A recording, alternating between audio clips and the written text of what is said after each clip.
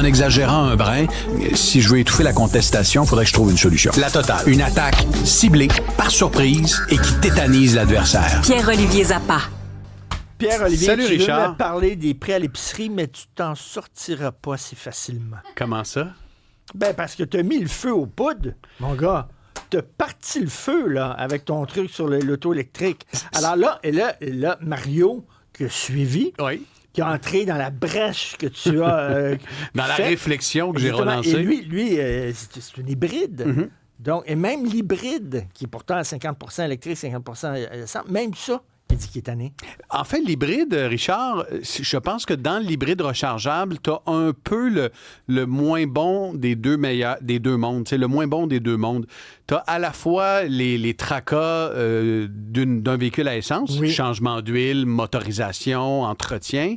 Puis tu as aussi les désagréments de, comme Mario l'a exprimé, trouver une borne, etc. Donc, écoute, j'ai lu la chronique de Mario attentivement. Je pense qu'il y a peut-être Francis Gosselin qui va pondre la sienne. Sûrement. et Francis également. était déchaîné hier. Et- déchaîné. Il a dit il y a beaucoup plus de bornes qu'on dit. C'est pas si cher que ça. L'autonomie est beaucoup mieux qu'avant, etc. Assurément, et c'est vrai. Par contre, à maintes reprises, Richard, j'ai dû attendre, puis je relancerai pas le débat, Oui. mais il y a une chose, en fait, cette chronique que j'ai pondue hier, elle a relancé un débat, une réflexion collective, et j'espère qu'elle va porter cette réflexion-là sur les objectifs du gouvernement. Parce que tu sais, d'ici 2035, on veut interdire le véhicule à essence, mais bien avant, il y a des cibles. Et les cibles de réduction de véhicules à essence sont très ambitieuses. Tu sais, en 2030, là, il y aura théoriquement beaucoup moins de véhicules à essence qui seront vendus.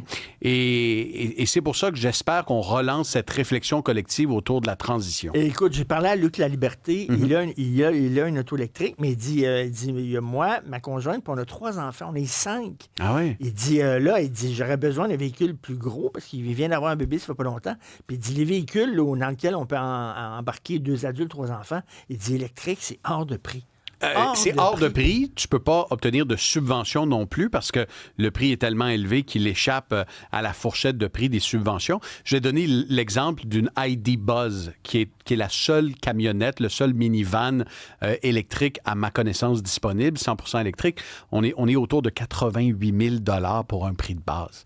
Ajoute à ça le coût de l'assurance, le coût des pneus. C'est très cher. C'est loin d'être à la portée de tous. Et hier, sur plusieurs plateaux, puis je rencontrais même des gens aujourd'hui dans la rue qui me disaient, vous savez, M. Zappa, moi, j'ai pas de borne à la maison. Je me recharge. Je prends 1h30 de mon temps. Là, je me recharge chaque semaine sur l'avenue Mont-Royal et tout. Je leur disais, vous êtes privilégiés. Tant mieux, vous avez 1h30 pour recharger votre véhicule, aller prendre un latte à 7 $ sur l'avenue Mont-Royal et profiter du soleil, du beau temps. C'est pas la réalité de tout le monde. Non. Et c'est la réflexion qu'on doit avoir. Qu'est-ce que c'est ces gens qui n'ont pas le temps d'aller se recharger, ces gens qui n'ont pas les moyens de se procurer un véhicule électrique, comment on va trouver des solutions?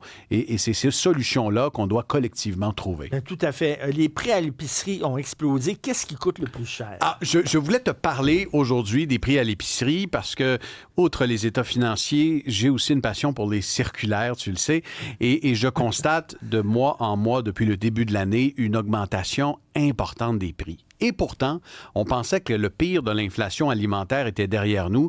Si on regarde les chiffres de Statistique Canada, qui ont notamment été reliés ces dernières heures par le professeur Sylvain Charlebois, regarde les hausses de prix depuis le 1er janvier. Richard, attache ta tuque. Le bœuf, une côte de bœuf, on est à 34 % d'augmentation à l'épicerie. Et là, la côte de bœuf n'est pas servie dans un restaurant, là. C'est le prix de base à l'épicerie. Le prix des oranges, Richard, 26 % d'augmentation. Les pommes, 19 % Le riz, un aliment de base, on n'est pas loin de 15 % d'augmentation. Même chose pour le lait, les préparations pour les nourrissons. On a une hausse de 9 %. C'est de l'inflation alimentaire qui nous rappelle la période de la pandémie.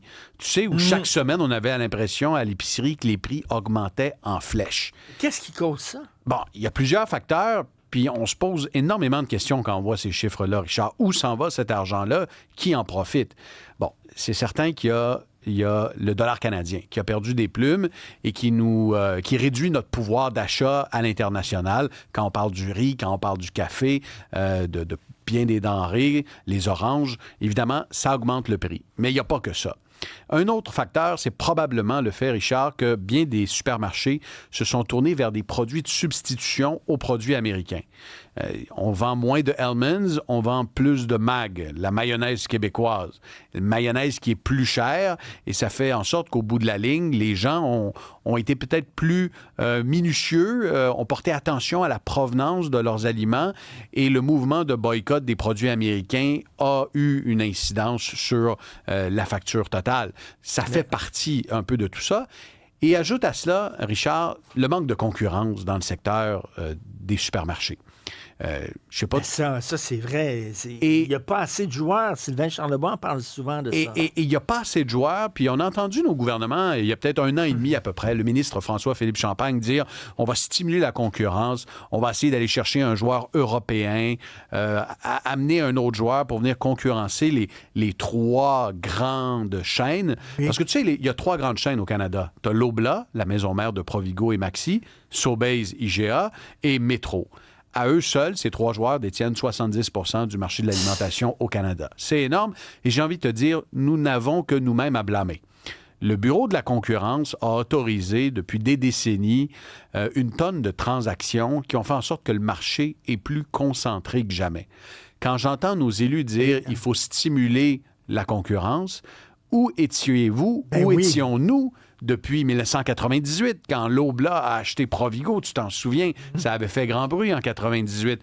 La liste est longue. En 2017, Metro a acheté à 100% la chaîne Adonis.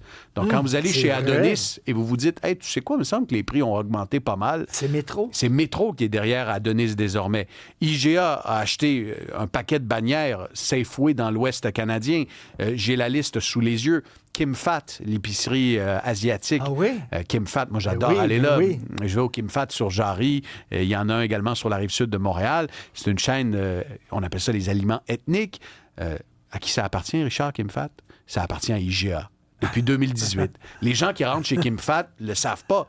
Ils n'ont vraiment pas l'impression d'être dans un magasin de la chaîne IGA. Et pourtant, depuis 2018, IGA en a fait l'acquisition. Et là, je ne te parle pas de Metro qui a acheté Jean Coutu ou encore de Metro qui a acheté dans les Maritimes une chaîne qui s'appelle Atlantic Grocery Buyers. À chaque fois, donc, c'est le consommateur qui perd un peu, là. La liste est longue de ces géants qui ont fait des acquisitions.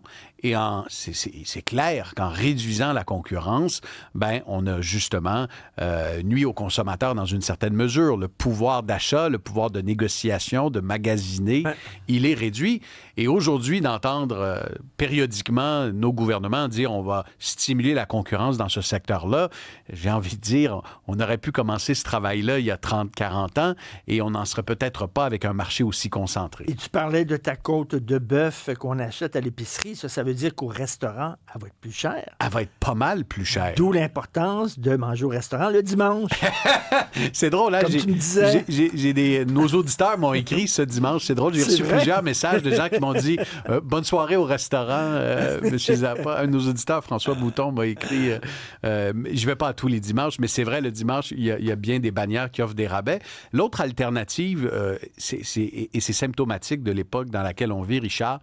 Les magasins de surplus alimentaire n'ont jamais été aussi populaires. Je pense à Escompte-Saint-Jean, Liquidation Marie, qui a quelques succursales dans le Grand Montréal.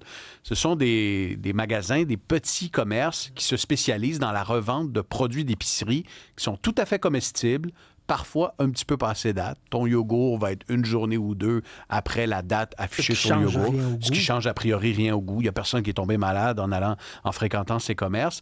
Mais jamais dans l'histoire récente, on a vu ces magasins-là attirer autant l'attention. Et j'ai hâte de voir si leur modèle d'affaires, qui est celui de racheter les invendus des grandes chaînes et de les revendre à bas prix, va tenir la route.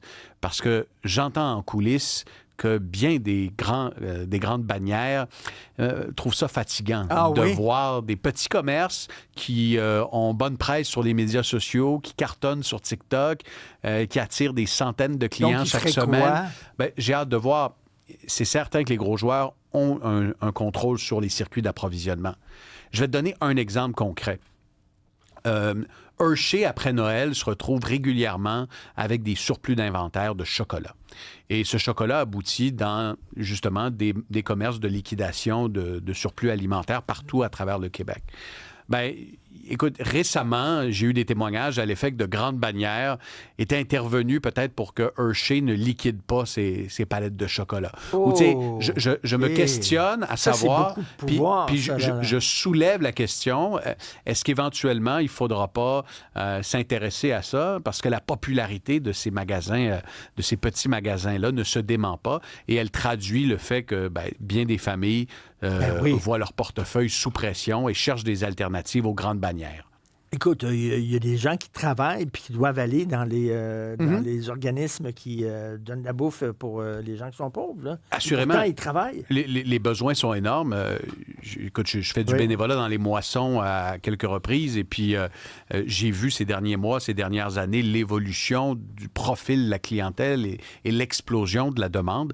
Alors, c'est certain que les gens sont à la recherche d'alternatives. Et quand tu arrives pour trouver une alternative, tu veux aller chez Kim Fat payer moins cher, chez Adonis, ces chaînes-là, qui avaient une réputation d'être à bas prix, qui essayent de la conserver, offrent des prix qui sont peut-être moins intéressants. Merci, on t'écoute à Richard, 22h, oui. J'ai trouvé quelqu'un pour une de tes boîtes de magazine. Je t'en reparle plus tard cette semaine. Qui veut me l'acheter? Oui. Pas l'oracle de Dolbeau. La fille de l'oracle de Dolbeau. Salut, on s'en parle.